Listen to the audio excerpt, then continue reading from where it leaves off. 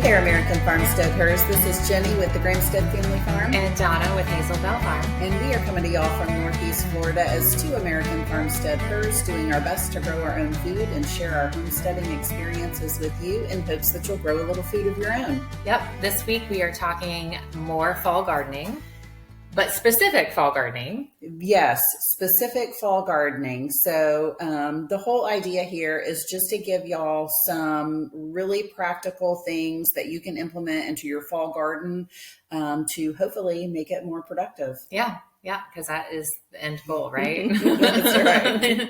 They say that's not the goal. Like you're supposed to enjoy the process, but I mean, if you're not bringing fruit in, it doesn't feel successful, right? Right. So let's talk about how to make that happen.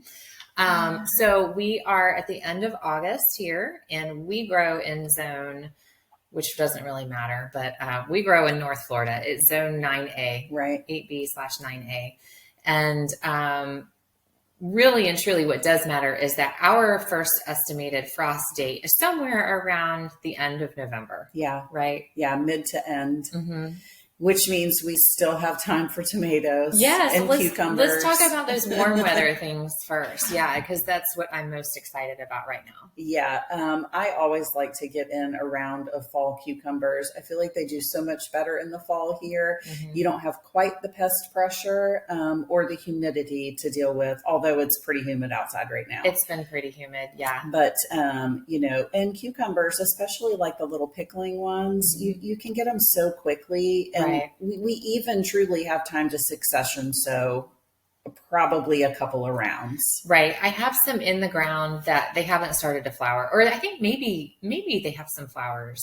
They just started. Mm-hmm. I have to pay better attention, but I have some in the ground that are starting. The vines are taking off, and I'm going to put in some more seeds this weekend, I think. Nice. So, I'll have a second succession before it gets too cold for them. Nice. Yeah.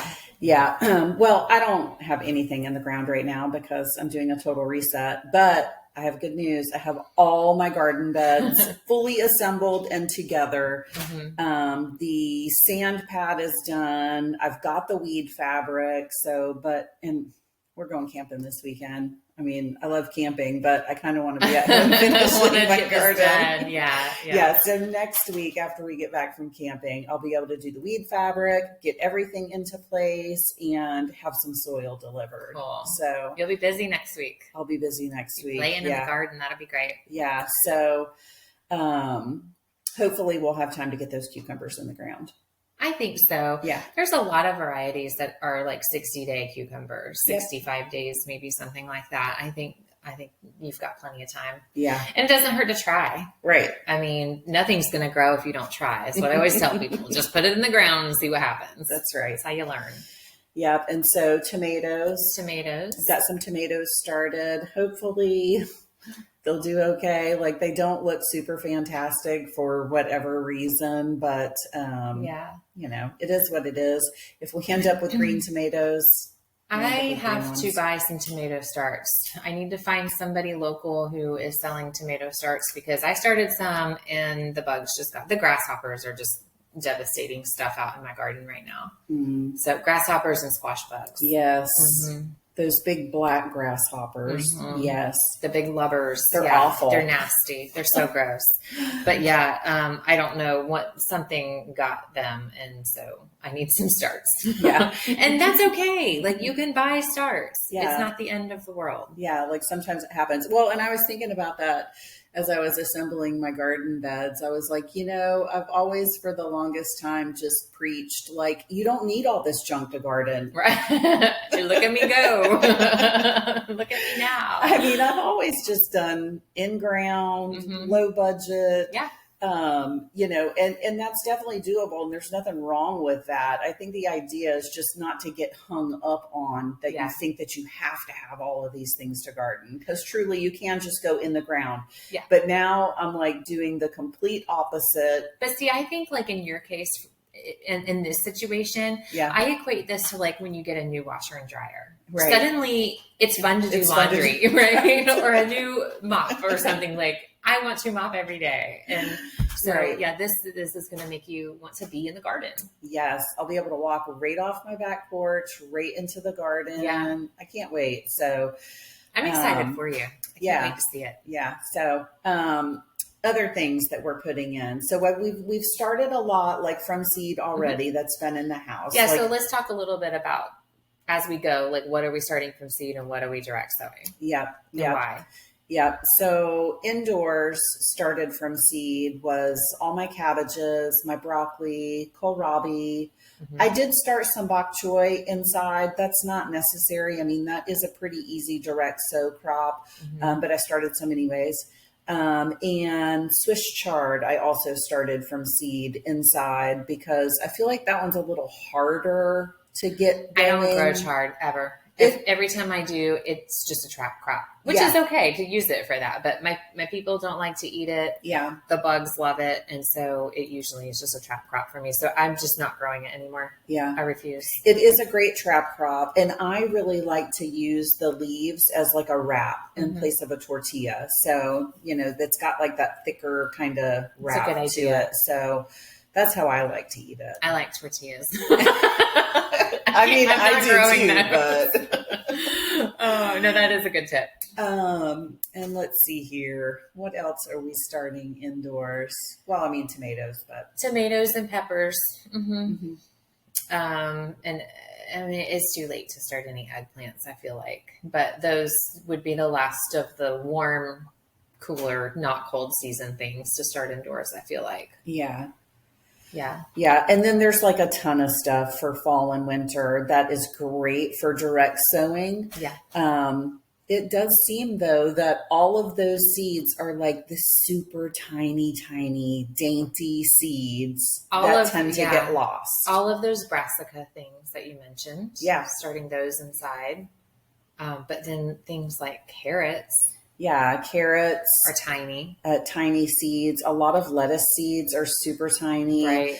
Arugula is another one. Any of your greens, your mustard greens, your collard greens, which I love to grow. That's one of my favorite things to grow in the winter. I love some greens.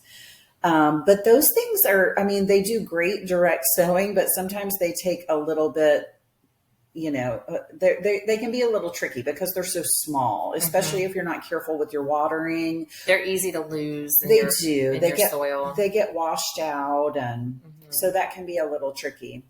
So my tip for growing a lot of those, everything except, well, maybe carrots too. A lot of people for carrots, they put something over top the seeds, right? Yeah. Like a board or burlap or cardboard or something like that. The problem I have with that is that you have to get that off as soon as they sprout, right? Yeah. As soon as they germinate, they need light or they're just going to smother out and die. Right. And I can't guarantee that I will catch that. I hope I do. Right. I'm going to try my hardest, but We did our best. We did our best. But, so I like to do that trench. And so with all of those other things, I just plan to overseed, right? Yeah. So I dig a trench. I don't even use the sand. I do for carrots because they're so, it's not just that they're small, but they're like light. Yes. It's like they're lightweight, feathery, Yes. and they'll just disappear, I feel like. Yeah. So I do the sand trench for that. So if you're new here, we like to dig a little trench like 2 inches deep, fill it with sand, sprinkle our carrot seeds along really heavy, and then top it with just a little bit of sand, maybe like 1/4 of an inch of sand. Just a little bit. Yeah. Yeah. And the sand really just helps to keep those seeds in place. So when you're watering them, they're not just washing out of your rows. Right. And going downhill. Right. So. And I have also found that sand, it just like packs them in place. Once you wet it and keep it, because you want to keep all of your seeds damp while they're germinating. It just really holds them like tightly in place. And so we do that for carrots, but then all of those other things, and even things like rutabagas and radishes, again, I just plan to overseed it and then I'll thin them. Hopefully I'll do it on time. I will thin them at some point, but yeah, I make my little trench. And so I'll have rows, very thickly seeded rows of radish or rutabagas or greens, spinaches, lettuces, that kind of thing. And then Mhm. I'll go back, and a lot of those things I'll pull out. Some of them I'll just trim the tops off with a pair of precision tips. Right. And like carrots, you don't really want to pull those out because you don't want to disturb the root underneath. Mhm. But that's how I do it. And yeah, it sounds wasteful, and I didn't always do that because I didn't want to be wasteful. But what I have found is that I would just hold on to those seeds that I didn't plant. Right. And they're not getting planted And anyway. they're not doing anything, right? They're just aging in the box. So plant Right. them. Yeah. Yeah. Yeah. Now, see, me on the other hand, I'm really terrible at thinning. Mhm. Like, I never get to it on time. It stunts their growth. And Mhm. so, what I started doing, especially with carrots in the beginning, when I was trying to learn how to seed carrots, I would go out and get at the seed store the seed tape that Mhm. already has the seeds along the tape right there. Yeah. And so what I would do is I would do one row in seed tape Mhm. and then come right alongside it and seed another row, just mimicking what that seed tape looks like in order to teach myself that correct spacing. So for me, it was good having a visual. And then I'm not having to go back and thin so much. That's a good idea. My problem with that is when seeds don't come up, and then you're left with spaces. Yeah. You know what I mean? And that Mhm. really, that bothers me more Mhm. than having to thin. Yeah. So, and thinning seems so harsh if you're new. Right. It's like, It's oh my okay. goodness. You have to do it. You have to do it. And when you do, I mean, it's going to allow that one plant that you're leaving to come to full fruition, where if it had a bunch of friends all around it, it's really just not going to grow. You're not going to get a good harvest off of it. It's always going to be tiny. Mm-hmm. Mm-hmm. So yeah, I like to do that. Especially, I do the sand trench with all of those small seeds. Do you? Anything that's little, I sand trench it. Okay. That's a good idea. Yeah. It's an extra step, so I don't do it. It is. It's an extra step. But so is thinning, I guess, right? Right. which extra step do you want?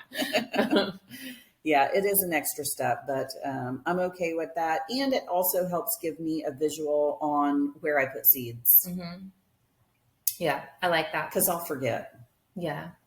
So. Yeah. You have to, you use markers? No. I use markers. This year, girl. Why would I mark my plants? I started marking every single thing I put in. Except, okay, there's like 2 spots of peppers that I did not mark this year. Okay. That I think we got them, we went to a thing and I brought them home late, like after everything else was planted. Okay. And so now I'm like, what kind of peppers are these? One of them is a bell, and I'm wondering if there are more of those purple bells. Ooh. That I'm like, I don't know. Are they a green and they just haven't, and they're ready, or are they a purple and they haven't changed? And they haven't ripened. Yeah. So I'm trying to figure that out right now. There's 2 spots without markers, and it's driving me crazy. Other than that, I marked every single thing that I planted this year, and I have been so thankful. Nice. So much so that I ordered more markers. I am doing this. I am not giving up on this. I love it.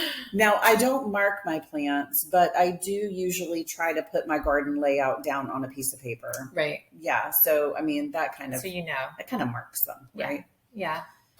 Yeah. I have a plan usually, and I don't stick with the plan. So then I don't change it on paper.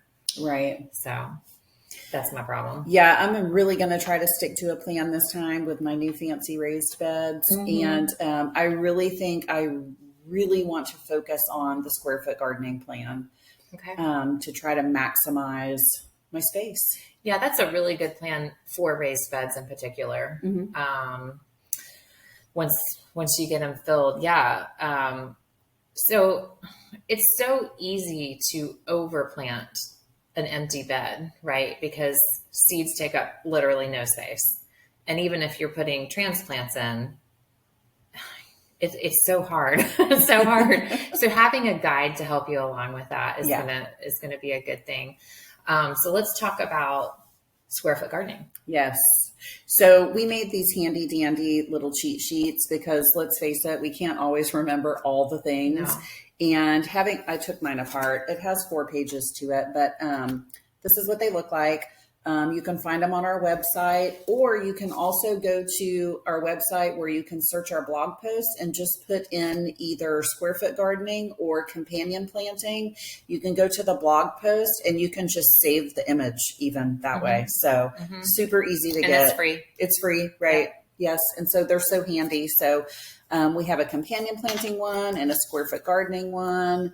All the cheat sheets. All the cheat sheets. Crop rotation. And we use them. Like I don't use this so much because when I need the information, it's not on me. Right. So I go to our blog. Right. I go to our blog while I'm in the garden on my phone. Right. I'm like, how many can I fit in this square foot? Right. Yeah. Right. So let's start with the warmer season things. Can we do that? Yeah, Since that's absolutely. like now. Right. Like your cucumbers, your tomatoes. Yeah. So tomatoes, obviously, very big plant. You're really only doing one of those for every square foot in your garden. Cucumbers, on the other hand, are a bit of a different story. You can definitely do more of those. I don't even see them on our list. They're over here. Okay. I don't have my glasses on. Oh gosh. Isn't that terrible? Yes. So 2 cucumbers per square foot. Peppers are 1 per square foot. I'll say this. I'm really good about cramming in about 4 peppers per square foot, depending on the kind of pepper it is, especially. If it's a big bushy, like those, what are the sweetie drops? Yeah. That would probably be 1 or 2 per square foot. But something like a bell that is not so bushy, right, is going to be 4 for me. Well, and there's an old saying that peppers like to hold hands. They like to have their leaves touching when you plant them, when they get big. So you can definitely get some in there. Yeah, for sure. Squash is going to be 1 per square foot. And if you're doing any melons, that's going to be 1 per square foot also. I don't know what melons you'd want to try now. I don't know. It might be too late. If you're south of us, then you can certainly grow melons, I'm sure. 1 per square foot. Yeah. Yeah. Okay, but let's do the cold stuff. Yeah. So like broccoli. Yeah. I think that's 1. 1. Yeah. Broccoli or cabbages. I mean, they're just a large plant. They also are going to, they require a lot of nitrogen too. So cramming those nitrogen feeders heavy together is probably not the best plan of action unless you want to be like amending and fertilizing like crazy. So those are definitely heavier feeders. So 1 per square foot on those. Yeah. And most of your other brassica things, your cabbage, your kohlrabi, your cauliflower, those are all going to fall in that same category. Yes. And then too, if you're container gardening, so if you're not doing raised beds, if you're container gardening, think of like the size of a 5-gallon bucket as 1 square foot. Right. So if you have a larger container than that, I know a lot of people use like old cattle mineral tubs or protein tubs to plant in. Think of that as 2 to 3 square feet per container. And then if you do anything smaller, like pots, think about a bucket as 1 square foot is the best thing I can say. And then, so if you do something half that size, obviously is half, obviously. But then if you're planting in rows straight in the ground, you can do the same as these square foot. Absolutely. Yeah. Yep. Absolutely. Okay. So what about other worm things like beans, like green beans or even southern peas? We can still plant some southern peas. Yeah, I think we can. I'm going to try to do another round of green beans. I'm doing green beans for sure. Yeah. My fall green beans are always better than my spring green beans. So, for sure. So you can do 9 of those per square foot. That's a lot. That's a lot. That's a lot. Yeah. Especially if you picture like your raised bed and you mark out every foot, right? You can do that with string, or you can just use a yardstick and mark it out. 9 per square foot. 9 per square foot. Wow. Yeah. Or 9 in a bucket. Right. That's a lot. It is. It is. So let's see here. What else is warm weather that we could be doing right now? Yeah. So I do like to do some radish, not quite yet, but before it gets cold and we're into our cold weather crops, I'll do some radishes towards the end of our warm going into cold. And those are so tiny. You can do 16 per square foot. Yeah. Nice. Yeah. Yeah. Like I said, I don't, I just overcrowd them. Right. And then thin them and it works for me. As far as warm goes, maybe some herb things. So like basil and your dill, and we'll talk more about those in our companion plants, but those things you can usually fit 4 per square foot. So if you're doing, or you can just add them next to as companions to something else. Yeah. I can't think of anything else warm. No, me either. Okay. So carrots. So carrots are also cold. Yes. But you want to start them before it gets cold. Yeah. Because they need to germinate, just not hot. Yeah, they definitely don't like to germinate when it's too hot out. No. That's why that board trick works so well, I think. Right. It just keeps the soil cooler, keeps the sun off of them. So I think that there's value in that. You just got to watch them for sure. Yeah. Yeah. But you could do 16 in a square foot. Just like the radish. Yep. So that's a lot. That's a lot of like carrots. If you think of a bucket, a 5-gallon bucket, you can put 16 carrots in there to grow. That's crazy. Yeah. Just keep them thin. They'll grow. They'll grow good. Yeah. I love growing carrots, and carrots are so fun to pull. Right. Like, especially if you do like the multicolored ones. Oh yeah. What are you going to get? You're right. All the kids always loved pulling carrots. I always loved pulling carrots. I do too. Yeah, for sure. And you pull one out and it's big and everybody's like, whoa. Oh my gosh. Anything that you can't see until a lot, like potatoes. Right. Yeah. Or peanuts. Peanuts are fun to pull. Yeah. Yeah, they are. So do you do fall potatoes? No, I'm not going to do fall potatoes. Okay. No, but I really think I want to go get a big bag of potatoes from the market there, the big 50-pound bag, and can like a bunch of potatoes. Okay. I'm okay with not growing them. Yeah. Yeah. But we do like canned potatoes. I like my spring potatoes. I try every year to plant some fall potatoes, and I'll get some, but the yield is nothing like spring. So you think it's too hot? I don't know. I think it's the lower daylight hours. Okay. Like your plants know that the days are getting shorter, not necessarily even that it's lower. It's that they're not getting more every day. Like they know, right. they have a sense of it. And I think that has something to do with it.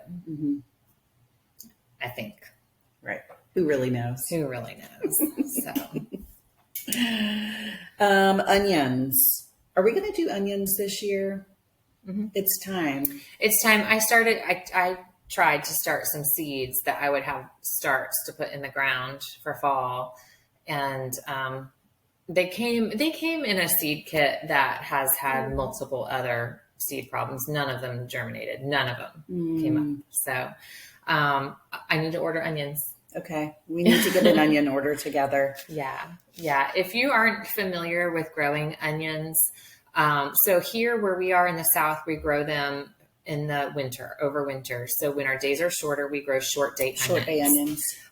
We really liked the Texas sweets. The Texas sweets. Yeah. And there was a Texas red, right? Yeah. Yeah. The reds don't get quite as big, but the sweets seem to be our proven variety that worked well for everybody. Everybody that grew them. Yeah. And so we order from Dixondale Farms, no affiliation or sponsorship at all. We just like them. They've been good every year. And they've got a great selection. So I really feel like, even if you're not in a super warm climate, they're still going to have something for you. So they've been great. Yeah, we usually put them in the ground around like the last of November into December would be the latest that you want them in the ground. And then we're harvesting around May. Does that sound right? Yes. Okay. It's not real fresh for me because I didn't do them this year. So yeah, but I think that's right. So they take a long time, but they're so worth it. I love having those onions. I love it. Yes. And so according to our square foot gardening cheat sheet, 9 per square foot, which I think is a little much. Well, you want you want to give them about 4 inches of space. Right. So when you put them in the ground, they're like pencil thin or smaller, right? It's easy to pack them in too tight. Yeah. So don't do that. Right. You want plenty of room to bulb. Right. Yes. Yes. You want plenty of room to bulb, and you want plenty of room.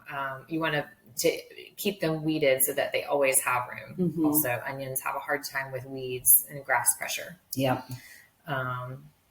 9 per square foot. That does seem like a lot. Doesn't it? It sounds like a lot. I think it's right though, because you wouldn't want to go more than 4 inches, because then there's just too much opportunity for weeds. Yeah.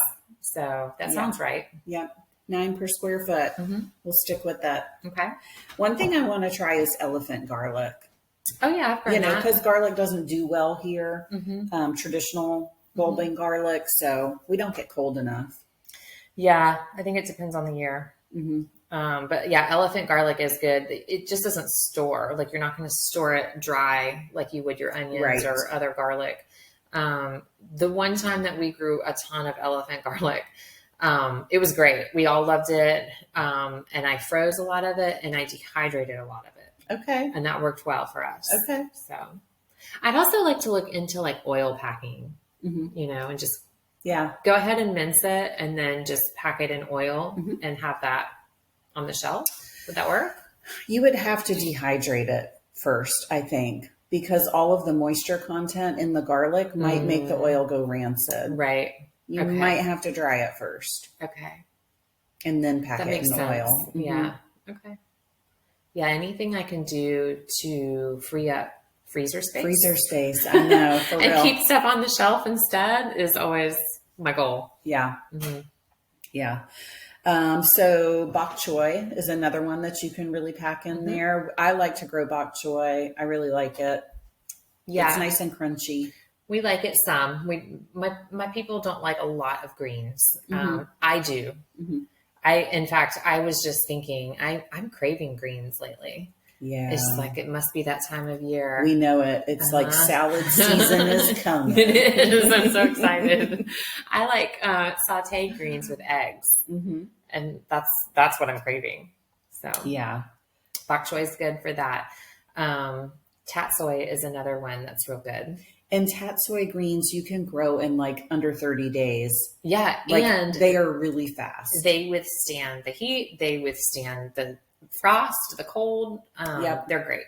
I have some seeds. That'll be one of the things that I direct sow. Tatsoi. Mm-hmm. And it reseeds like crazy too. If you let it. Right. Yeah, it'll come back. Yeah. And you could probably fit, you can fit a bunch of tatsoi greens in a square foot. Yeah. They will get bigger and really spread width wise if given the opportunity. So I don't know, like, how many would you do? Like, would you do it like bok choy, or that grows more up though? Yeah. I would do a bunch per square foot for tatsoi greens, because when I grow them, I eat them young. Mm-hmm. So I'm not going to let them get super big. So would you do like 9 or would you do 4? I would probably say more 9. Okay. Mm-hmm. Again, it's I put them in a row. Right. Grow them in a row. Go back and thin them. I've even grown tatsoi greens just in like a regular pot in my kitchen windows. Mm-hmm. And I seeded them more like a microgreen and just ate them really young. Yeah, so that's a good idea. Yeah. I like that. They grow so fast. What about arugula? I love arugula. Mm-hmm. I grow it every year. And for me, like, I really like arugula because you can grow it in the winter. You can grow it in the spring. Yeah. Even in the summer, like those arugula plants, that they will hang on. I don't care for it in the summer. It gets a little pungent for me. Yeah. But I do like it every other time of year. Mm-hmm. Yeah. In the summer, it's really good. If you get a super bad cold and you eat a bunch of raw arugula, that stuff will clear you out. I bet. Like I said, it's a little too pungent for me. No, it gets really strong in the summer. I'm in the sure. Heat. Yeah. Okay. So you have to like very intense pepper. Uh-huh. Yeah. Okay. So yeah, arugula gets huge. It does. It gets huge. So if you're not cutting it on a very, very regular basis, I would say 1 per square foot. Uh-huh. Uh-huh. Yeah, and you can direct sow that too. Yeah. Or start it in pots if you want. Like you can start almost anything in pots, but yeah, that's an easy direct sow. Yeah. Yeah. If I am overrun with arugula, that seems to be the thing that will overrun me. I'll just keep cutting it and throwing it to my chickens. The chickens love it. It's a green that they can take. Yeah, they love it. Spinach is another one. You can fit a lot of spinach into a square foot, 9 per square foot on spinach. What kind of spinach do you like to grow? Well, is that one? I've grown Galilee spinach before. That is more of a warmer weather spinach, I believe. I've only grown it once. Well, it's good for us to have those that tolerate the heat a little bit because we can still hit 80 through our winter, right? Easy. Yeah. I mean, we'll have Christmases that it's 85, 90 degrees even. Yeah. Like it stays warm. Yeah. So, and then it freezes and it's 20 degrees. The next day, right. Yeah. Florida winter is different. Yeah. I like having varieties that can withstand the heat also. Yeah, I mean, a heat-loving spinach, Egyptian spinach, that stuff grows like crazy. It has a little bit of a different flavor than like regular spinach, but it's good. It's spinachy though. Yeah. And the seed pods on the Egyptian spinach, they look like little baby okras. They look like miniature okras, and you can pickle them. What? That's yummy. Okay. Good little tangy snack. That sounds good. Go ahead. No, you go. I was going to say kale. Yes, kale. That's another thing I'm craving, kale. I don't know if I have any kale seeds, but that's something that I would probably direct sow. I need to, once again, I need to go through my seeds. 2 years ago. Always. It's never done. I always have to go through my seeds though. Yeah, I need to go through my seeds and see if I have any kale because that's definitely something that I would want to grow. I think I have dinosaur kale seeds. I like that variety. It makes really good kale chips too. Yes. And it sautés nicely. It's a heavier, holds its texture really well if you're going to cook it. And so for that, I like it in soups and stuff too, because as it stews, even though you're putting it in at the end of cooking something, just to break it down a little bit, it doesn't like get to nothing. Right. I mean, it's hard to say. Right. You know what I mean? It doesn't cook down. Right. Yeah. I also like red Russian kale is probably my all-time favorite because I like to chop it for a salad. I like to saute it, have eggs on. I like to use it in a stew. It's not quite as heavy as the dinosaur kale, but I like it.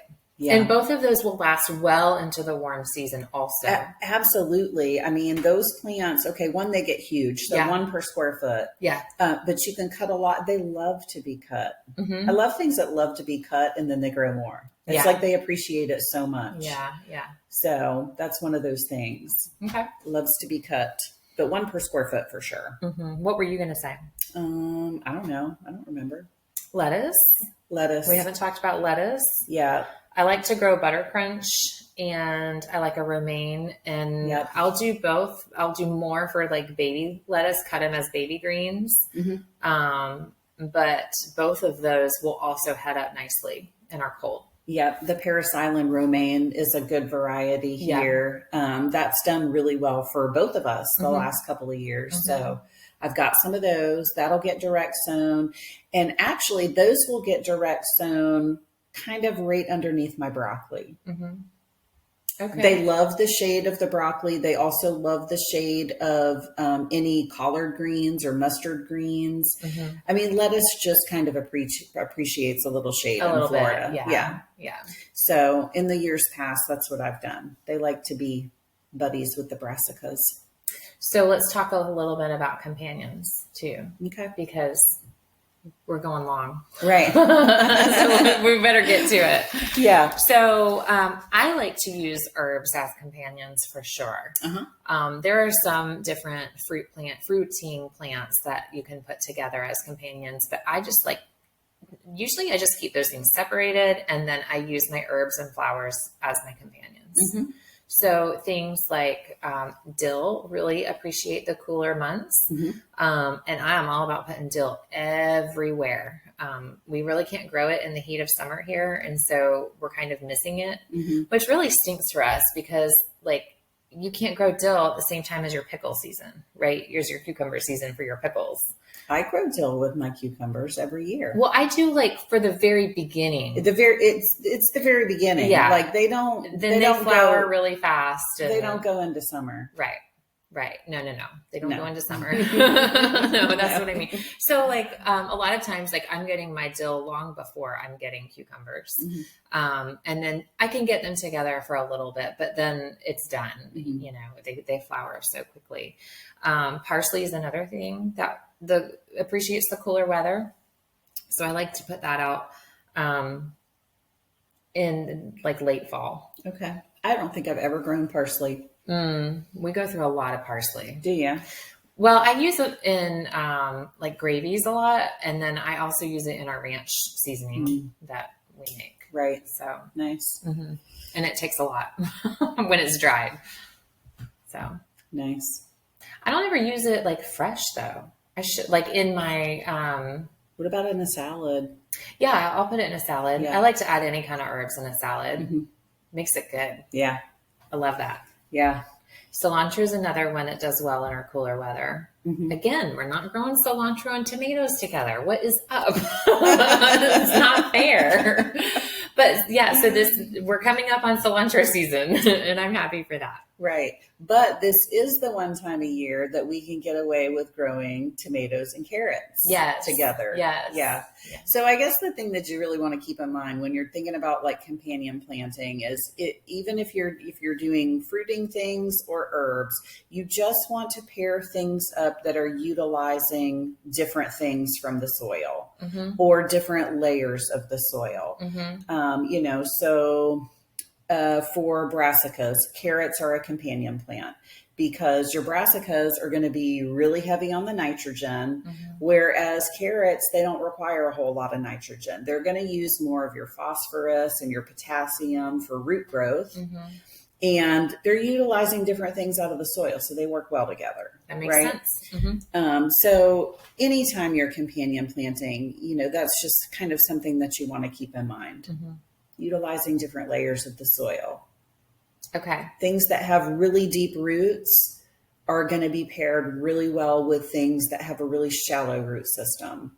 Like your lettuces are shallow, so they do well with the brassicas. Right. Even though those are both using nitrogen. They're pulling it from different layers of the soil. Yeah, and I also think it's important to say that you can do that if your soil is quality soil or you're feeding your soil well. Yeah. Right. Yeah. So, see, I like to be a rule breaker in this area. So as soon as they say, don't do that, I'm going to try it. So, yeah. I mean, cause why not? Why not? I mean, at worst it won't work. Right. I was going to look and see, I know this is my Clyde's garden planner. Oh, the light might mess this up. It's a handy little thing. It's a handy thing. You can grab it from our website. They're cheap and so great. And he actually has some companions on here also. So I was going to look at that while you're looking at yours. Yeah. So companions for carrots are green beans, brassicas, tomatoes, lettuce, peppers, onions, and radish. Okay. I can't find carrots on here. They're tiny. Okay. He also says peas and I think everything else you already said. Okay. And then what? So that would be sweet peas. Yes. I always grow sweet peas and carrots together because it's a legume. Okay. Go ahead. Sorry. What about? No, that's okay. So more companions for brassicas because I think a lot of people grow a lot of brassicas this time of year. Okay, so what you got on there? For cauliflower, he says bush beans, that's not going to be for us because we're Florida and Florida is different. We're North Florida and North Florida is different. You going to grow bush beans at the same time as cauliflower? You could. I don't know how. I mean, they won't be ready at the same time, I guess. They're not going to be ready at the same time, no. Spinach, onions, beets, and potatoes. Okay. Okay. Okay. Broccoli is another brassica, and he says all the same things. All the same things. It makes sense. Yeah. Okay. Makes perfect sense. And same for cabbage. Right. Go ahead. Probably the same for kohlrabi. Yeah, I would think so. For lettuce, for leaf lettuce, he says onions, carrots, bush beans, peas, spinach, and radish. I wonder if there's anything different that needs something different. I'm looking. It's warm weather. Yeah, some of the companion plants really cross the right, like the corn season and barrier. okra. Corn and okra is not happening for me. No, not going to happen. Beets, like onions. Do you grow beets? Sometimes. Okay. I haven't in 2 years, I think, but I like golden beets. Oh. Mm-hmm. And I grew up eating beet. Like we ate canned beets all the time. Really? Mm-hmm. I know. I don't know anybody else who ate beets like we ate beets. My mama would feed us beets. That was like one of the few canned foods that she would buy. And she would just cook them up in a pan on the stove and then salt and pepper and butter. And that was it. I loved them. I don't think I've ever had beets prepared to where I like them. And I want to try to like them because there's not many things that I don't eat. So I like the golden beet. It's a little less like dirt. That's the common complaint is that they taste like dirt. But I have not canned them. So like those red purple beets that come in the can would be sweet, but they'd also and she'd slice them up. So they'd be sliced real pretty. I don't know why, but that's how she did them. And they would be sweet with some butter. Mm-hmm. So a little salt, a little sweet. Mm-hmm. Okay. I liked that, but they're kind of mushy. Right. I do golden beets and I'll roast those in the oven. I don't know another way to cook them except you can pickle them. And that's supposed to be real good. I haven't, but I want to. So maybe I'll do that this year. Yeah. I'll try yours. Okay. I'll make you some pickled beets. But I have to warn you, all my pickling this year is going to be true fermented pickling. Yeah. So yeah. I'm excited for it. Yeah. I think that's a great idea. I've really been wanting to ferment some peppers for some reason. That has just been on my brain. And actually, I never even started any pepper plants for this fall. I should have started them when I started the tomatoes, and I did not. Do you still have peppers growing though in your garden? Yeah, a couple banana peppers, maybe a jalapeno. But I mean, now I need new peppers for my new garden. Of course. What was I thinking? So I might have to find somewhere that has some peppers. I always think, so my sweetie drops are starting to really come in, and those are fun to grow. And they're full. They're loaded with green peppers. I've only picked a handful of red ones off that are ready, but I thought those would be fun to pickle. Yeah. And then put that on a salad. Wouldn't that be good? It would be really good. I think so. Those are good peppers. I'm so excited for salad season because I'm going to ferment all the things for my salad. Maybe I should grow some chard to use as the wrap like you do so I can put those ferments on there. Yes. Yeah, instead of sandwiches. Yeah, and the guys don't have to like it. No, they can have their tortillas. Right. The problem is when we have tortillas, they request that I make fresh tortillas. Do you think I'm going to make them and not eat them? I mean, any bread substance that you're making fresh has to be eaten. I agree. Like that's the rule. I didn't make the rule. Right. There's no pass on that. Right. So for sure not. Yeah. I'm excited for cooler weather and less pest pressure and more time in the garden because our summers is just not happening. No, it's not happening. And I mean, fall and winter gardening is really where it's at for Florida. Yeah. Yeah. I'm It's excited. one of our best growing seasons. Love so We've had 2 days in a row of less humidity in the morning and in the evening. It's been and cooler. It's like, it's coming. Yes. It's coming. yes. So get out there and get planting. Yes. Right? For sure. For sure. Mm-hmm. All right. We have some guests we are getting scheduled for the podcast. If you're new here, thanks again. Thanks for being here and listening to us ramble about homestead life. Yeah. We hope you get something out of it and share with a friend. Yeah. All right. Until We'll next see time. y'all soon. Bye.